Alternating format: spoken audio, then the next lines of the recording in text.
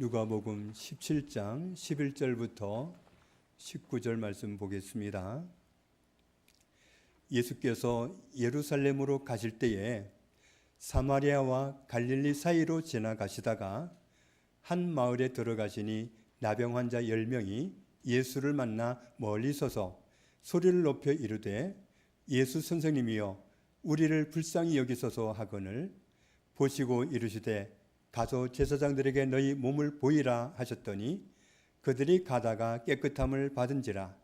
그 중에 한 사람이 자기가 나은 것을 보고 큰 소리로 하나님께 영광을 돌리며 돌아와 예수의 발 아래에 엎드려 감사하니 그는 사마리아 사람이라. 예수께서 대답하여 이르시되 10사람이 다 깨끗함을 받지 아니하였느냐? 그 9은 어디 있느냐? 이 이방인 외에는 하나님께 영광을 돌리러 돌아온 자가 없느냐 하시고 그에게 이르시되 일어나 가라 내 믿음이 너를 구원하였느니라 하시더라. 아멘. 이스라엘 백성들이 애굽에서 혹독한 노예 생활을 하다가 해방을 맞이하고 나서 가나안으로 가기 위해서 광야길로 40년을 갔죠. 그동안의 광야에서는 어떻게 숙박을 했느냐? 멈출 때마다 천막을 치고 천막 생활을 했습니다. 레위기 13장을 보면 그렇게 천막 속에서 가족별로 다 있겠지만 그렇게 집단으로 공동생활을 하다가 나병이 걸린 사람이 발생하면 그 사람을 제사장에게로 데려갑니다. 그러면 제사장이 그 사람의 피부를 살펴보고 그냥 평범한 피부병인지 아니면 나병인지를 진찰을 해서 제사장이 판결을 합니다. 진찰을 해서 판별을 하기가 애매하면 가두어 놓고 더 며칠을 보아서 그 정확한 판단을 하기 위해서 아주 신중하게 시간을 갖고 그렇게 합니다. 나병 환자인지 아닌지 분명하게 파악할 때까지 신중하게 하다 보니까 여러 날 걸리기도 했습니다.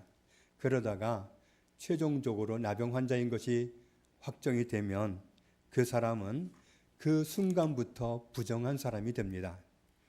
45절 이하에 있는 말씀을 보면 나병 환자는 옷을 찢고 머리를 풀어 헤치고 그리고 자기의 윗입술을 가리고 그리고는 사람만 봤다 하면 말해야 됩니다. 부정하다, 부정하다. 나는 부정합니다. 나는 부정합니다. 그렇게 늘 말을 해야 됩니다. 그래서 정한 사람이 자기 곁에 와서 자기를 만남으로 부정함이 옮겨가지 않도록 알려줘야 될 의무가 있었습니다.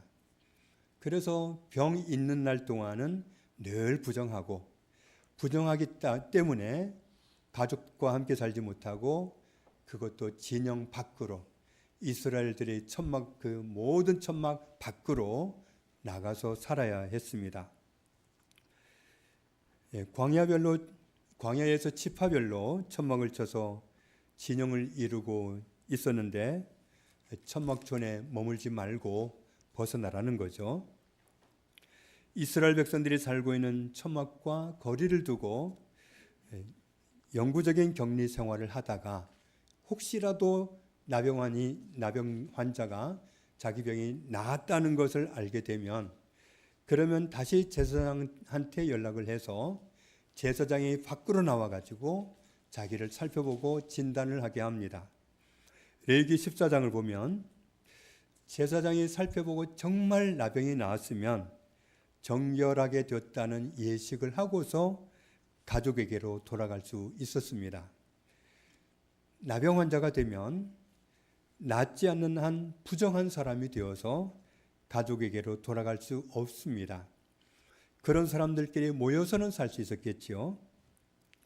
누가복음 17장을 보면 예수님이 오셨을 그때에도 나병 환자가 격리 생활을 하고 있었다는 사실을 발견할 수 있습니다.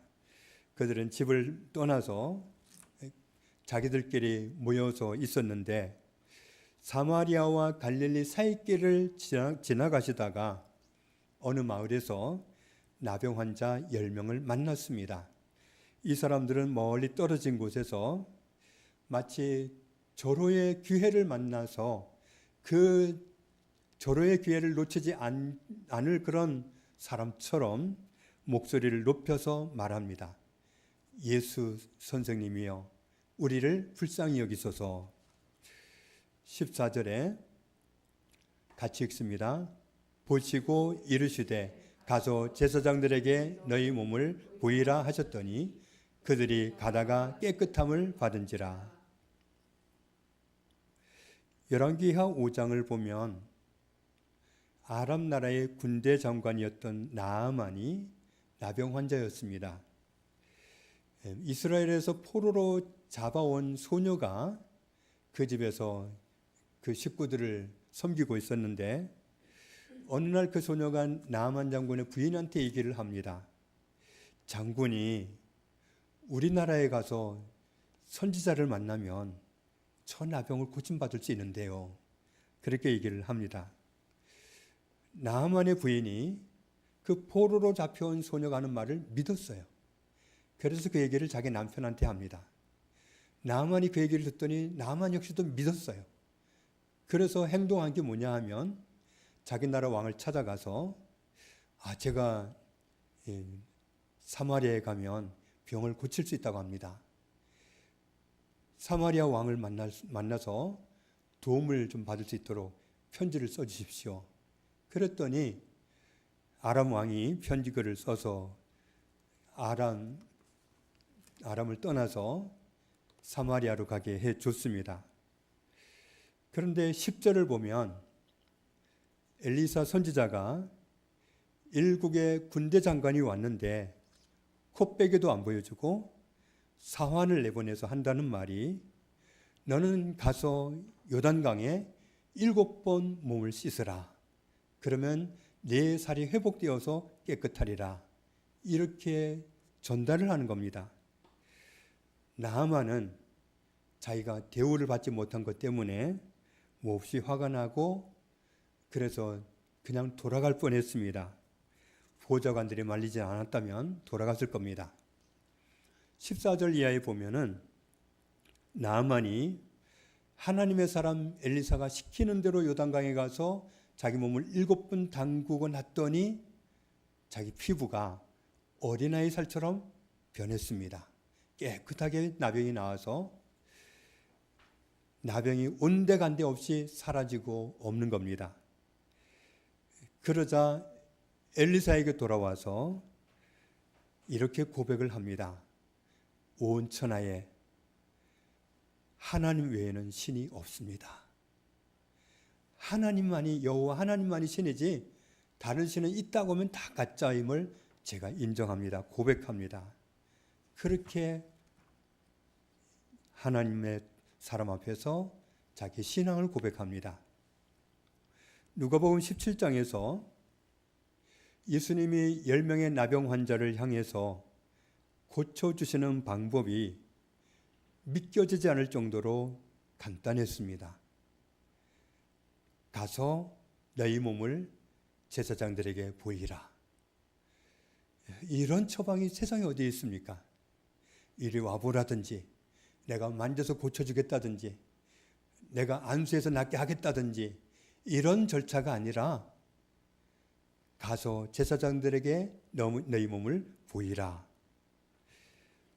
예수님은 말씀으로 명령으로 모든 것을 다스리시는 하나님이시기 때문에 이렇게 말씀할 수 있다는 것을 알 수 있습니다. 히브리서 1장에 예수님은 이런 분입니다. 같이 읽겠습니다. 이는 하나님의 영광의 광채시요 그 본체의 형상이시라. 그의 능력의 말씀으로 만물을 붙드시며 죄를 정결하게 하는 일을 하시고 높은 곳에 계신 지극히 크신 이의 우편에 앉으셨느니라. 능력의 말씀으로 만물을 붙드시는 분이시라. 그리고 죄를 정결하게 하는 일을 하셨고 하나님 우편에 계시다. 누가복음 8장을 보면 제자들이 어느 날 예수님과 함께 배를 타고 이동을 할 때 갑자기 광풍이 불어와서 사투를 벌이는 사건이 벌어집니다. 예수님은 마치 상황을 전혀 모르시는 분처럼 배 밑창에서 곤하게 주무시고 계셨습니다. 제자들이 위험한 상황인 것을 알려주려고 예수님을 깨웠습니다. 그리고는 주님, 우리가 죽게 생겼습니다. 그랬더니 잠을 깨신 예수님이 바람과 물결을 꾸짖으셨습니다. 뭐라고 꾸짖으셨는가? 마가복음 4장을 보면 잠잠하라, 고요하라 이렇게 꾸짖으셨습니다. 제자들은 그 순간 예수님이 너무 무서웠습니다. 이분이 누구시기에 바람과 바다도 순종하는가? 누가복음 7장에서 예수님이 가버나움에 가셨을 때 100명의 군인을 가지고 있는 군인 장교 백부장이라고 합니다. 백부장이 자기 동네에 있는 장로들을 예수님에게 심부름을 보냅니다. 왜냐하면 자기 아끼고 사랑하는 종이 병이 들어서 죽어가고 있었기 때문이죠. 그래서 살려주시기를 부탁하느라고 장로들을 보냈는데, 부탁을 받고 예수님이 백부장 집을 향해서 가고 계실 때 백부장이 급하게 친구들을 자기네 집을 향해서 오고 계시는 예수님께 보냅니다. 그리고는 저는 예수님이 누추한 저희 집에 오시는 것을 감당할 수 없습니다. 그리고 제가 예수님 앞에 나가서 찾아뵙고 말씀을 드리는 것도 제가 감당이 안 됩니다. 저도 상관 밑에 있고 제 아래에도 제 말을 듣는 아랫사람들이 있습니다. 우리는 상관이 말하면 아랫사람들은 다 듣습니다. 예수님 뵙기를 감당할 수가 없어서 그렇습니다. 말씀만 하셔서 제 하인을 고쳐주십시오. 대개는 자기를 만져서 고쳐달라, 아니면 예수님한테 손을 대든지 이러면서 고쳐달라고 할 텐데 이 사람은 도무지 배울 감당이 안 됩니다. 알았던 거죠. 이 사람은 예수님이 하나님이라는 사실을 알았기 때문에 감히 자기 존재감을 드러낼 그런 자신이 없어서 말씀만 해주십시오. 세상은 명령체계로 돌아가는 거 아닙니까? 우리 군대도 그런데 하나님이 지으신 세상에서 하나님이 말씀하시면 되지 않겠습니까? 이런 고백이었던 거죠. 9절 말씀을 보면 이스라엘 민족 야곱의 자손들 중에서도 이만한 믿음은 본 적이 없다. 이방인인 로마 군인한테서 이 믿음을, 이런 귀한 믿음을 보았다고 놀라워하셨습니다. 히브리서 11장을 보면 같이 읽겠습니다. 믿음으로 모든 세계가 하나님의 말씀으로 지어진 줄을 우리가 아나니 보이는 것은 나타난 것으로 말미암아 된 것이 아니니라. 모든 존재하는 것이 창세기 1장을 보면 우리가 다 봤잖아요. 있으라, 있으라, 나뉘어라. 하나님이 말씀하시면 말씀으로 모든 세계가 지어진 것을 보았습니다. 믿음으로 모든 세계가 하나님의 말씀으로 지어진 줄을 우리가 아나니, 우리 눈에 지금 보이는 것은 있던 게 나타난 게 아니라 없는 것을 말씀하셔서 창조하셔서 보이게 된 것이다. 하나님이 창조하신 모든 세계가 하나님의 말씀으로 창조되었고, 히브리서 1장 말씀대로 하면 하나님의 능력의 말씀이 지으신 모든 것을 붙들고 계십니다. 신명기 8장 말씀을 보면 내가 오늘 명하는 모든 명령을 너희는 지켜 행하라. 그리하면 너희가 살고 번성하고 여호와께서 너희의 조상들에게 맹세하신 땅에 들어가서 그것을 차지하리라. 네 하나님 여호와께서 이 40년 동안에 네게 광야길을 걷게 하신 것을 기억하라. 이는 너를 낮추시며 너를 시험하사 네 마음이 어떠한지 그 명령을 지키는지 지키지 않는지 알려 하심이라. 같이 읽습니다. 너를 낮추시며 너를 줄이게 하시며 또 너도 알지 못하며 내 조상들도 알지 못하던 만나를 내게 먹이신 것은 사람이 떡으로만 사는 것이 아니요 여호와의 입에서 나오는 모든 말씀으로 사는 줄을 네가 알게 하려 하심이라. 이 40년 동안에 내 의복이 혀지지 아니하였고 내 발이 부르트지 아니하였느니라. 40년을 애굽에서 입고 나왔던 옷 그대로 보존됐다는 거예요. 40년을 날마다 순간마다 걷지는 않았어도 밤낮으로 걸은 건 아니지만 40년을 걸어서 이동한 사람들이 발이 부르트지 않고 왔다는 거죠. 그리고 그 40년을 굶어서 먹을 게 없어서 굶은 날은 없었다는 거죠. 광야 40년을 지내면서 먹을 것 없이 살아 있었다는 것은 그건 하나님의 기적입니다. 하나님의 능력입니다. 그들은 영양실조도 없었습니다. 하나님 말씀에 순종하고 따를 때에 하나님이 살리셨지 무슨 먹을 거 구하러 다니고 애쓰고 그래서 산 것이 아니었던 겁니다. 사람이 하나님의 말씀을 순종하고 따라가면 하나님이 살려주신다는 사실을 그들을 하여금 터득하게 하려고 광야 길을 걷게 하셨다고 말씀하는 겁니다. 미국에서 스미스라는 이름을 가진 어느 목사님은 90세가 넘었을 때 20대 청년의 체력을 가지고 있었다고 합니다. 그분이 어느 날 말씀을 읽다가 마태복음 10장에는 말씀을 발견합니다. 같이 읽습니다. 너희에게는 머리털까지 다 세신 바 되었나니. 그 목사님은 이 말씀을 읽다가 붙잡혔어요. 하나님이 내 머리털까지도 다 세고 계시구나. 그러면서 이런 질문을 드렸어요. 주님, 제 머리카락까지도 다 세워주신다면 제 머리카락을 다 지켜주실 수도 있으시죠? 이렇게 말씀을 드리게 됐답니다. 그러면서 더 확장을 해서 자기 모든 치아도 지켜주심을 믿는다고 고백하고 살았답니다. 그래서 90이 넘은 노인 나이인데 치아가 하나도 충치를 먹지 않고 고스란히 보존되어 있는 것을 입을 열어서 보여주더랍니다. 말씀에 의지해서 머리카락을 지켜주십시오. 모든 치아를 지켜주십시오. 기도하면서 살았더니 하나님이 이렇게 보존해 주셨다고 말을 하더랍니다.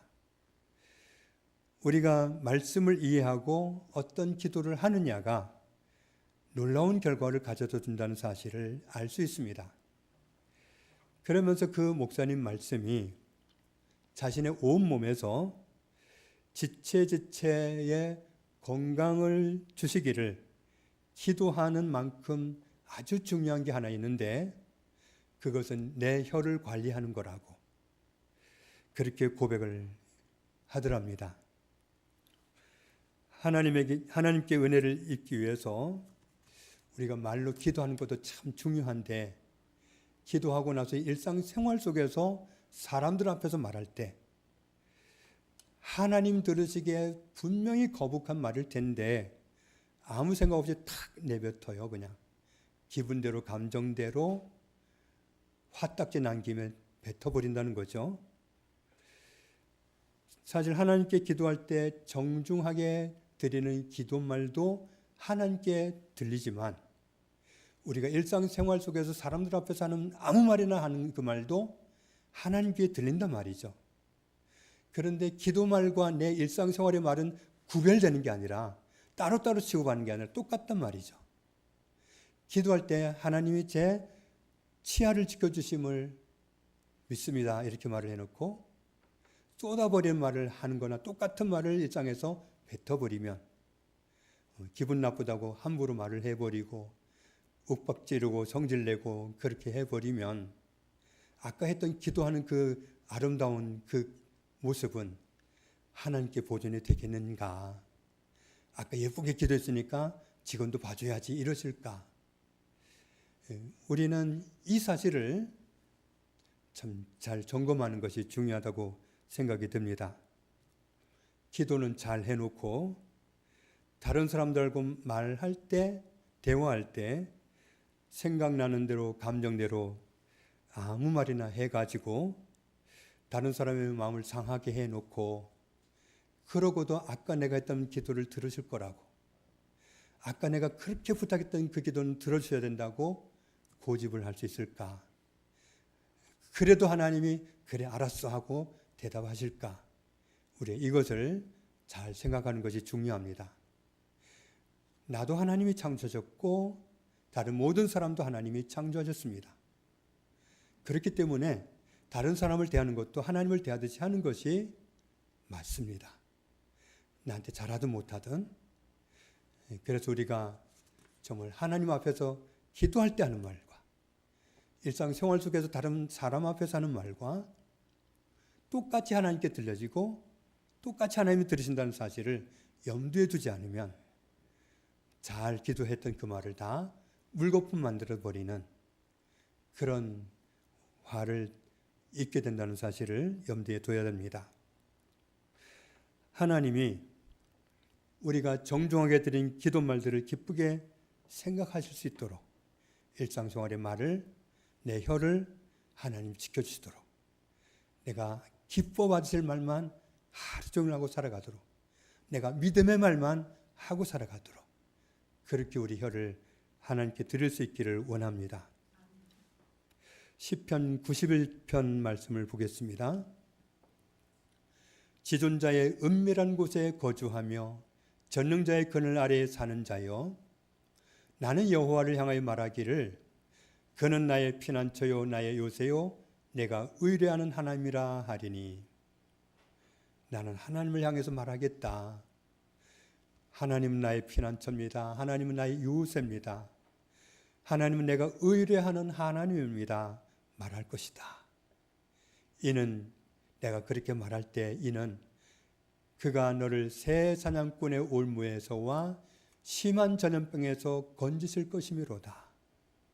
내가 하나님을 향해서 하나님이 나의 피난처라고, 나의 요새라고, 나를 숨겨주는 요새라고, 나는 하나님을 전폭적으로 의뢰하는 하나님의 사람이라고, 하나님의 자녀라고 말하면서 살겠다.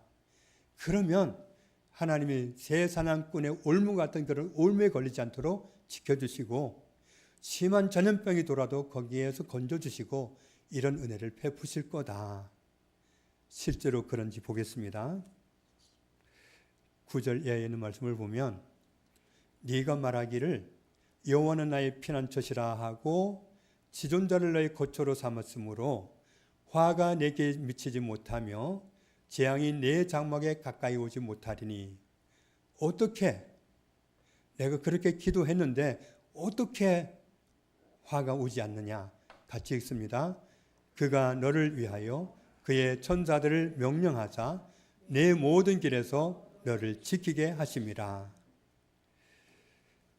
우리가 고백하는 말이 하나님을 향한 우리의 믿음이고 우리의 믿음이 선포될 때 하나님이 우리의 말대로 일하십니다.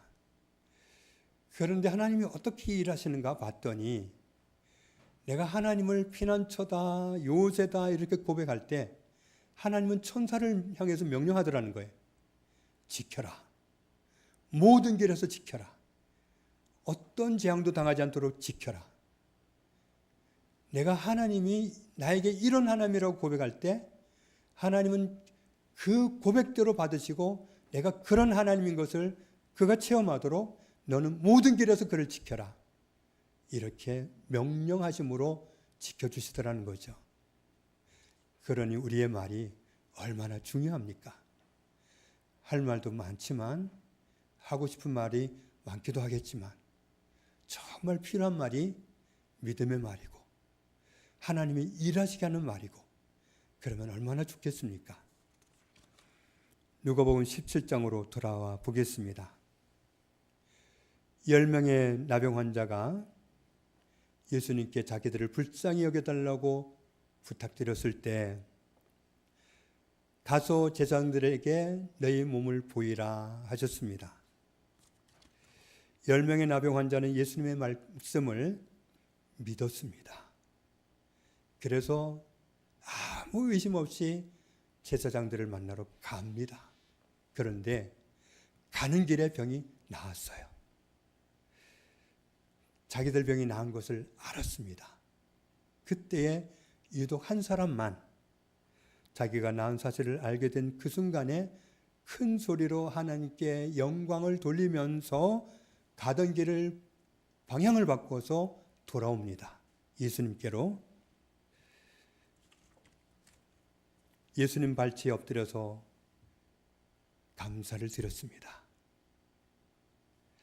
알고 보니 그 사람은 유대인들이 이방인 취급하는 사마리아 사람이었습니다. 17절 이하의 말씀을 보면 예수님이 말씀합니다. 10명이 다 나았는데 9은 어디 있느냐? 이 이방인 말고는 하나님께 영광 돌리러 온 사람이 없느냐?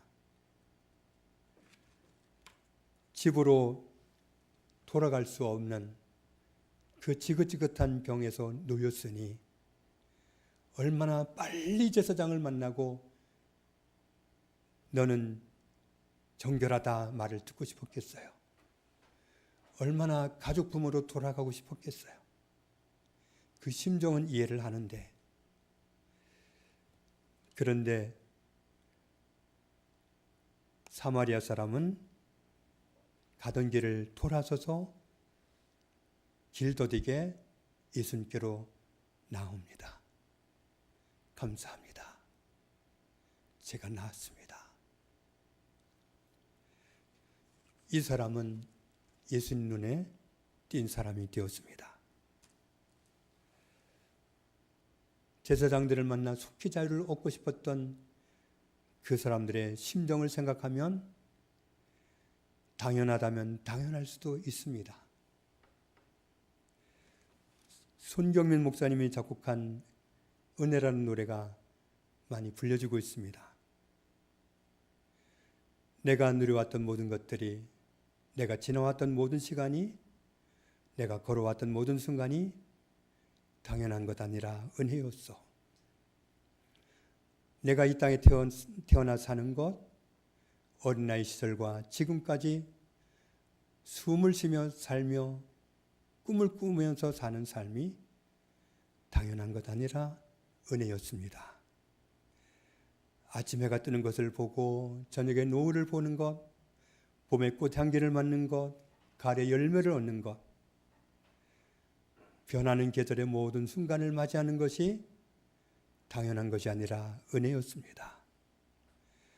내가 하나님의 자녀로 살면서 오늘도 찬양하고 하나님께 예배하면서 또 복음을 전하고 살면서 이렇게 사는 삶이 당연한 줄 알았는데 아니었습니다. 은혜였습니다. 모든 것이 은혜입니다. 한없는 은혜입니다. 내 삶에 당연한 것이 하나도 없었다는 것을 고백합니다. 이런 노랫말이잖아요. 모든 사람이 당연하다고 여기는 모든 것들이 사실 당연한 건 하나도 없습니다. 오늘은 세계적으로 대부분의 교회가 추수감사 예배를 드립니다. 당연한 건 하나도 없으니까 깊이 생각해 가면서 하나님께 늘 감사를 표현하면서 살게 되기를 원합니다. 감사하면 눈에 띕니다. 대부분의 사람들은 감사해야 될 순간에 당연하게 여기고 통과해 버릴 때 내가 하나님께 감사드릴 수 있다면 하나님 눈에 띕니다. 하나님 눈에 띈 사람, 하나님 눈에 띄는 사람, 그 사람은 감사하는 사람입니다. 우리 모두 감사를 표현하는 생활을 회복하고 하나님 눈에 띈 사람으로 늘 살아가는 은혜 누리게 되기를 주님의 이름으로 축복합니다. 하나님 아버지 감사합니다. 하나님이 모든 것을 잃어버렸던 우리를 찾아와 주셔서 하나님과 함께 있게 하심으로 모든 것을 회복하게 하신 은혜를 감사합니다. 하나님과 떨어지지 않고 하나님과 헤어진 게 아니라 하나님과 함께 있기 때문에 하나님의 모든 것을 누릴 수 있고 하나님의 모든 보호를 받을 수 있고 하나님의 은혜를 입고 살아가게 된 것을 감사합니다. 우리가 헤아리지 못하는 모든 것들이 다 감사의 제목이고 감사의 기도여야 됐는데 감사하지 못하고 살아온 것을 용서하여 주시고 이제는 감사를 회복함으로 하나님 눈에 띈 사람으로 살게 해 주옵소서. 예수님의 이름으로 기도합니다. 아멘.